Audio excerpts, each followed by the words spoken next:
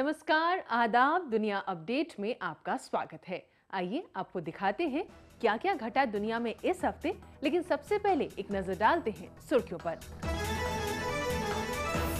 पाकिस्तान की नापाक साजिशें जारी, सरहद पार से बड़ी तादाद में घुसपैठ के लिए तैयार हैं आतंकवादी। हिंसा की आग में जल रहा नेपाल, नए संविधान को लेकर विरोध प्रदर्शनों का दौर।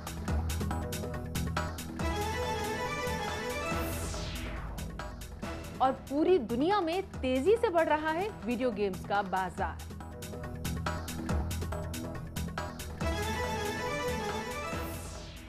सरहद पार से हो रहे संघर्ष विराम के उल्लंघन के मामले लगातार बढ़ते जा रहे हैं।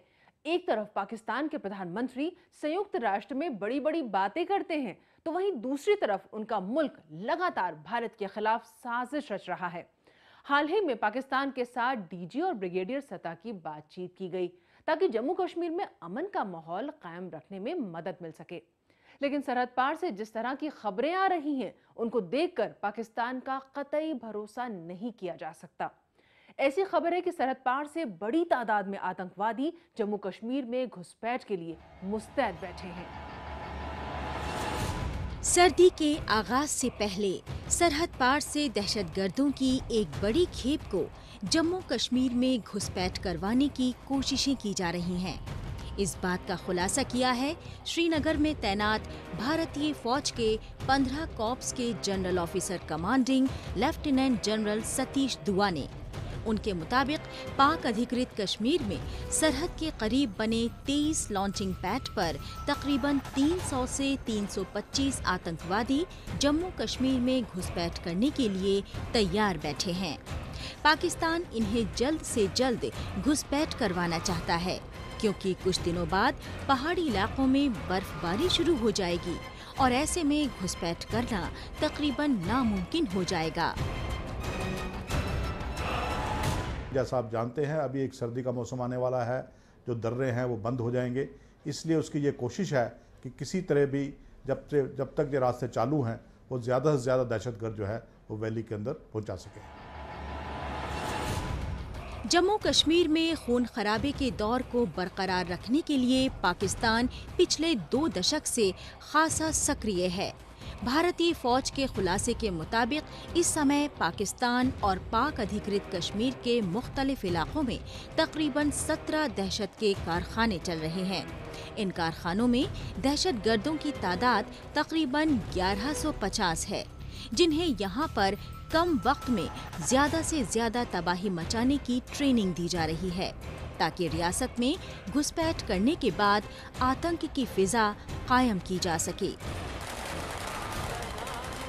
जितनी भी जो ट्रेनिंग दहशतगर्दों को दी जा रही है, ये एक बड़े मनसूबाबंद तरीके से दी जा रही है और बहुत ही प्लान तरीके से। ये ट्रेनिंग आमतौर पर उनको 3 तरह के स्टेजेस में दी जाती है। पहला स्टेज है जिसमें उनको बेसिक मिलिट्री ट्रेनिंग दी जाती है, जो उनको फिजिकल फिटनेस वगैरह के ऊपर ध्यान दिया जाता है। दूसरा ट्रेनिंग कैंप जो होता है, उसमें उन्हें एडवांस ट्रेनिंग दी जाती है, यानी हथियारों को चलाने के अंदर, हथियारों को फायर करना, अपने आप को बचाना, ये सब चीज़ें उनको सेकंड स्टेज में सिखाई जाती हैं। और थर्ड स्टेज, जो कि मोस्ट खसूसी और ख़ास लोगों के लिए होता है, वो होता है इनका स्पेशलाइज्ड ट्रेनिंग, जहाँ पर इन्हें एक्सप्लोजिव्स की ट्रेनिंग, फिदाइन की ट्रेनिंग और फौज के ऊपर हमला करने की ट्रेनिंग, ऐसी ट्रेनिंग दी जाती है। हालिया दिनों में जिस तरह से वादी कश्मीर के विभिन्न इलाकों में फौजी जवानों और दहशतगर्दों के बीच हुई मुठभेड़ में बड़ी तादाद में आतंकवादी ढेर हुए हैं, उससे सरहद पार में बैठे दहशतगर्दों के आकाओं में बौखलाहट का माहौल है, क्योंकि वो भारत, खासकर जम्मू कश्मीर में अपने नापाक मंसूबों को अंजाम तक नहीं पहुंचा पा रहे हैं। पाकिस्तान की इस साजिश से भारत भी बखूबी वाकिफ है। यही वजह है कि सेना के जवान लाइन ऑफ कंट्रोल के इलाके में पूरी तरह से चौकसी बरत रहे हैं। पाकिस्तान अभी जितने भी एक्ट्स कर रहा है, ये सारे इनको आप एक एक्ट ऑफ डेस्पेयर कह सकते हैं। डेस्परेट हो चुका है पाकिस्तान, जैसे आपने वर्ड इस्तेमाल किया, बौखला गया है। पाकिस्तान को अभी समझ नहीं आ रहा है वो क्या करे। उसके जितने भी उसके पास पैंतरे थे उसने चल लिए, लेकिन ना वो कश्मीर को हथिया सका है, ना वो कश्मीर को हिंदुस्तान से अलग कर सका है। वैसे तो पाकिस्तान अपने आप को अंतर्राष्ट्रीय सतह पर कश्मीरियों का सबसे बड़ा हमदर्द होने का दम भरता है, लेकिन एक तरफ वो अपने कब्जे वाले कश्मीर में दहशत की फैक्ट्री चला रहा है, जिससे वहाँ रह रहे कश्मीरी दहशत के माहौल में जीने को मजबूर हैं। तो वहीं दूसरी तरफ से ट्रेनिंग ले चुके दहशतगर्दों को जम्मू कश्मीर में घुसपैठ करवाकर यहाँ के कश्मीरियों का खून बहाने की नापाक साजिश रच रहा है।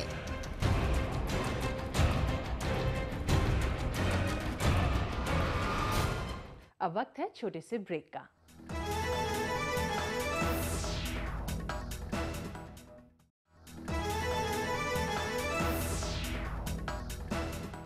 आठ साल की लंबी जद्दोजहद के बाद आखिरकार नेपाल को उसका संविधान मिल गया। ऐसे वक्त में पूरे देश में दिवाली मनाई जानी चाहिए थी, लेकिन हिमालय से घिरा यह खूबसूरत मुल्क लगातार हो रहे विरोध प्रदर्शन से जूझ रहा है। नेपाल की बड़ी पार्टियां तो इस संविधान का समर्थन कर रही हैं और लोगों से इसे अपनाने को कह रही हैं, लेकिन बहुत सी इलाकाई और छोटी पार्टियों को इस पर आपत्ति है। क्या है इनके मसले और ये लोग क्यों नए संविधान से खुश नहीं हैं? आइए देखते हैं अपनी इस रिपोर्ट में। नया लोकतांत्रिक संविधान लागू होने के बाद नेपाल में हिंसा भड़क गई है। नेपाल को 7 राज्यों वाला सेकुलर देश बनाए जाने का तमाम लोग विरोध कर रहे हैं। नेपाल में बड़ी तादाद में मधेसी समुदाय के लोग रहते हैं। नेपाल के 14 जिले हिंसा से प्रभावित हैं।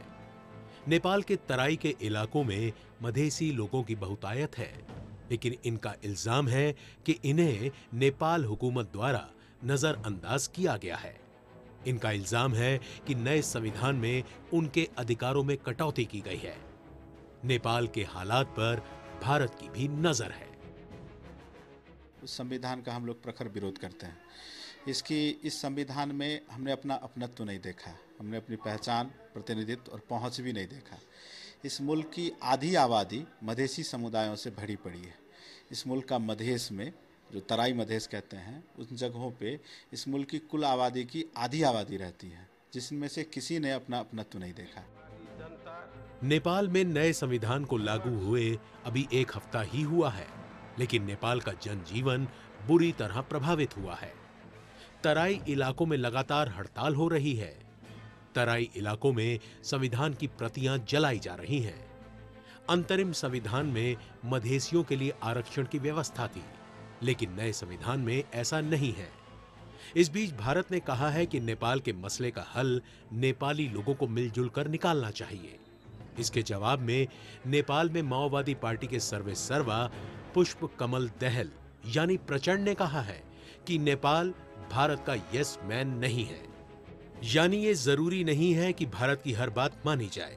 प्रचंड ने यह भी कहा कि भारत और चीन को नेपाल की चिंताओं का सम्मान करना चाहिए। संविधान बनाने के समय इन लोगों ने हम लोगों के समझौता को लागू नहीं किया और बार बार ये लोग यही बात कर रहे हैं कि अब आइए और वार्ता कीजिए। वार्ता का तो औचित्य ही नहीं है ना। औचित्य तो तब था जब अगर आप हमारा मांग जो था, हमारे साथ जो सहमति हुई थी मधेसियों के साथ, 1.5 करोड़ मधेसी रहते हैं इस राष्ट्र में, 53% जो पूरी जनसंख्या का लोग है, तो अगर वो संविधान में ये लोग हम लोगों का हक अधिकार हमारे समझौता के तहत सुरक्षित कराए होते तो मुझे लगता है कि हम लोग सड़क पे हम लोगों को नहीं आना पड़ता। नेपाल में संविधान विरोधी हिंसा में 45 से ज्यादा लोगों की मौत हो चुकी है। संविधान लागू होने के बाद नेपाल में नए सिरे से चुनाव होंगे। नेपाल में मुश्किल ये है कि यहाँ 100 से अधिक जनजातियां हैं, जिनमें से अधिकतर को ये संविधान मंजूर नहीं है। लोगों को सबसे ज्यादा गुस्सा माओवादी पार्टी से है, क्योंकि लोगों को लगता था कि वो कोई बड़ा बदलाव लाएगी। नेपाल के हालात पर सिर्फ नेपाली जनता की ही नहीं, बल्कि दुनिया भर की नजरें टिकी हैं। अब पेश है हमारा सेक्शन खबरें सुपरफास्ट। चीन के राष्ट्रपति शी जिनपिंग ने कहा कि उनका देश भ्रष्टाचार से लंबे वक्त से जूझ रहा है और भ्रष्टाचार के खिलाफ ये लड़ाई जारी रहेगी। अमेरिकी अखबार को दिए इंटरव्यू में शी जिनपिंग ने कहा कि भ्रष्टाचार के खिलाफ जंग कभी खत्म नहीं होगी और हम इसे कभी बर्दाश्त नहीं करेंगे। जिनपिंग ने भ्रष्टाचार को चीन का सबसे बड़ा दुश्मन बताते हुए कहा कि हमने छोटे और बड़े सभी भ्रष्ट अधिकारियों के खिलाफ कार्रवाई का फैसला किया है। तालिबान के सरगना मुल्ला उमर की मौत के बाद तालिबान के बीच चल रहा विवाद खत्म होता दिखाई नहीं दे रहा। अफगान तालिबान के बीच विवादों को खत्म करने के लिए उलेमाओं की एक कमेटी बनाई गई थी, लेकिन इस कमेटी की कोशिशें भी नाकाम साबित हुई हैं। गौरतलब है कि तालिबान में बहुत से लोग मुल्ला अख्तर मंसूर का विरोध कर रहे हैं। ऐसी उम्मीद है कि जल्द ही तालिबान में फूट पड़ सकती है और नए ग्रुप का ऐलान हो सकता है। जापान के लोग स्वास्थ्य को लेकर काफी सजग हैं। हेल्दी भोजन को लेकर जापान में जागरूकता काफी बढ़ती जा रही है। खेतीबाड़ी के क्षेत्र में बड़ी जापानी कंपनियां भी आगे आ रही हैं। नए और उपयोगी फल सब्जियों को बढ़ावा दिया जा रहा है। इसमें खास तौर से लिक्विड फर्टिलाइजर को उपयोग में लाया जा रहा है। इससे कोई नुकसान नहीं पहुंचता। इन सब्जियों को टोक्यो और आसपास के इलाकों में बेचा जाता है। बड़ी संख्या में जाने माने लोग खेती बाड़ी की तरफ कदम बढ़ा रहे हैं। हाल ही में हुए एक एक्सपो में हेल्दी वशोकू डिश परोसी गई। ये खास किस्म की दही है जो बीन से बनाई जाती है। बीन कर्ड पूरे जापान में काफी तेजी से लोकप्रिय हो रही है। ये आपको जापान के छोटे बड़े तमाम रेस्टोरेंट में आसानी से मिल जाएगी। इसके लिए खास किस्म की मशीन भी प्रयोग में लाई जाती है। डाइट फूड भी जापान में काफी तेजी से लोकप्रिय हो रहा है। इसके अलावा कुछ नए व्यंजन जैसे कि शहतूत की पत्तियों से बनी हुई चाय और जूस भी खासे लोकप्रिय हो रहे हैं। हालिया वक्त में शहतूत का इस्तेमाल जापान में काफी बढ़ गया है। कुछ महीनों की खामोशी के बाद रूस के विभिन्न शहरों में राष्ट्रपति पुतिन के खिलाफ विरोध प्रदर्शन शुरू हो गए हैं। तमाम रूसी नागरिकों का इल्जाम है कि पुतिन राष्ट्रपति की तरह नहीं बल्कि एक तानाशाह की तरह व्यवहार कर रहे हैं। सबसे ज्यादा प्रोटेस्ट राजधानी मॉस्को में हो रहे हैं, जो पुतिन का गढ़ माना जाता है। लोगों का ये भी इल्जाम है कि उन पर काफी ज्यादा टैक्स का बोझ लाद दिया गया है। बदले में उन्हें हुकूमत की तरफ से कोई सुविधा मुहैया नहीं कराई जा रही है। अब वक्त है एक और छोटे से ब्रेक का।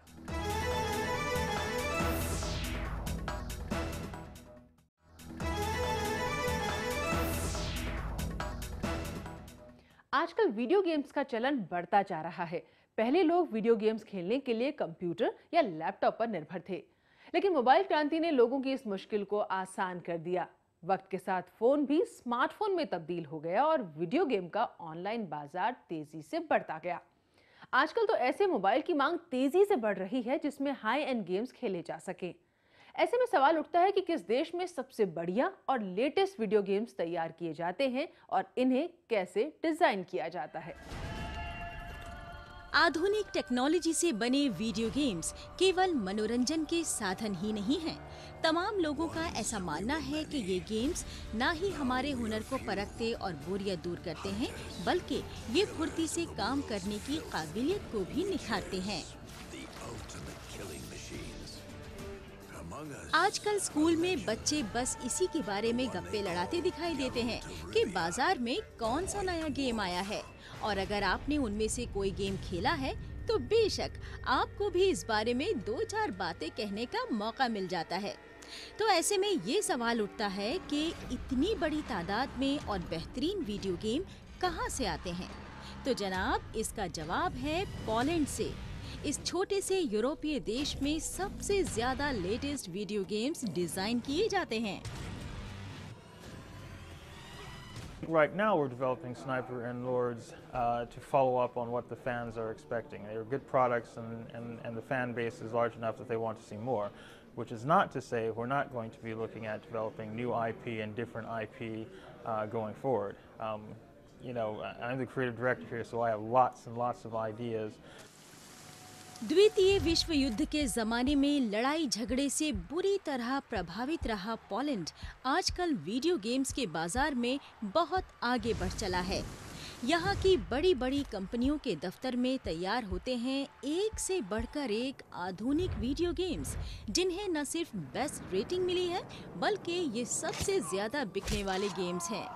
आंकड़ों के मुताबिक पोलैंड में 150 से ज्यादा गेम्स डेवलपर हैं जो तकरीबन हर रोज नए वीडियो गेम्स डिजाइन करते हैं। The recipe for the success is actually looking for new ways to do that, and doing things that no one has done before. So our first game was the reverse tower defense game, which was new back then. And this War of Mine is the game that will be showing war from a totally new perspective. And then again with the industrial, again we'll just do something that no one has done before. And that's our way, because doing such things you can deliver the experience that no one has seen before. Poland की सफलता का राज है यहाँ के स्कूलों में दी जाने वाली कंप्यूटर की बेहतरीन ट्रेनिंग, जिससे कि स्टूडेंट्स की रुचि वीडियो गेम्स में बढ़ती है और वो नए गेम्स डिजाइन करने का तरीका भी सीखते हैं। पोलैंड में तकरीबन 1 करोड़ 20 लाख लोग वीडियो गेम्स खेलते हैं, लेकिन उनमें से आधे लोग ही वीडियो गेम्स खेलने के लिए पैसे खर्च करते हैं। यही वजह है कि वीडियो गेम्स के कारोबारियों की निगाहें अपने देश से बाहर ठिकाने ढूंढ रही हैं। एशियाई देश जैसे कि भारत और चीन इन कारोबारियों के पसंदीदा ठिकाने बन चुके हैं, क्योंकि एक तो यहाँ यूरोपीय देशों के मुकाबले आबादी काफी ज्यादा है और दूसरे यहाँ बड़ी तादाद में स्मार्टफोन्स मौजूद हैं, जिससे कि वीडियो गेम्स खेलना काफी आसान हो गया है। अब बारी हमारे सेक्शन ग्लैमर अपडेट की।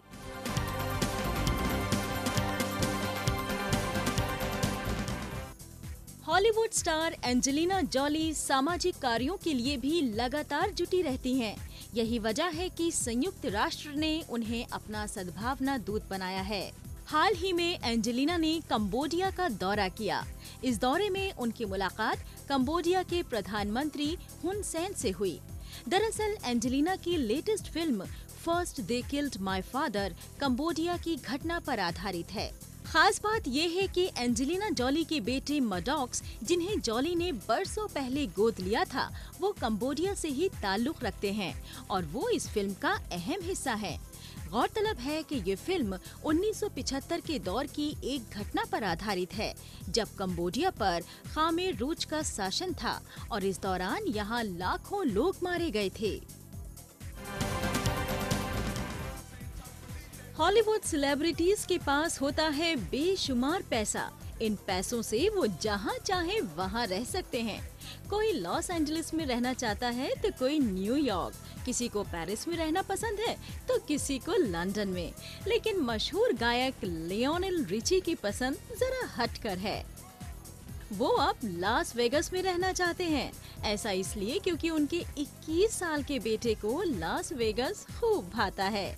बेटे की चाहत के आगे 4 बार के ग्रैमी पुरस्कार विजेता रिची ने बरसों से रह रहे न्यूयॉर्क के अपने ठिकाने को अलविदा कह दिया है और वेगस में बसने की तैयारी कर ली है।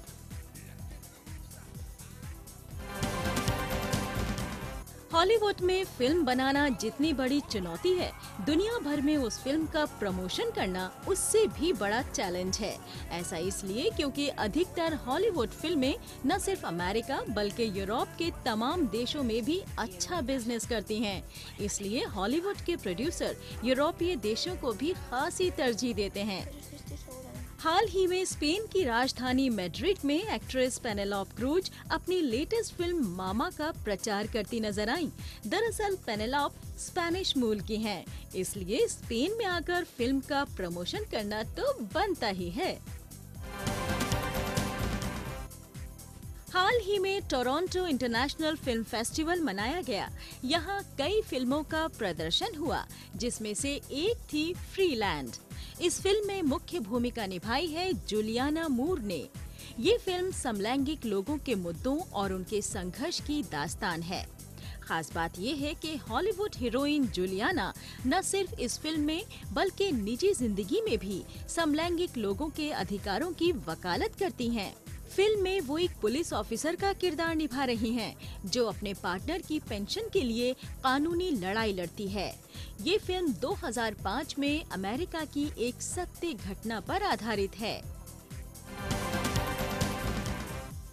खूबसूरत दिखना हर किसी की चाहत होती है, खासकर सेलिब्रिटी तो हमेशा खूबसूरत और स्मार्ट बने रहना चाहते हैं। वैसे पर्सनालिटी में निखार के लिए खूबसूरती के अलावा आपको बेहतरीन और सलीकेदार कपड़े पहनना भी आना चाहिए। इस काम में तो लगता है कि हीरोइन रीस विदरस्पून को महारत हासिल है। हाल ही में पीपल मैगजीन ने उन्हें बेस्ट ड्रेस पर्सनालिटी का खिताब दिया है। 39 साल की विदरस्पून इस बात से बेहद खुश हैं। वैसे विदर के अलावा जुलियाना मूर, केट हडसन और मिंडी कलिंग का नाम भी इस लिस्ट में शामिल है। तो ये था दुनिया अपडेट। अगले हफ्ते फिर हाजिर होंगे और खबरों के साथ। तब तक के लिए दीजिए इजाजत। नमस्कार, खुदा हाफिज।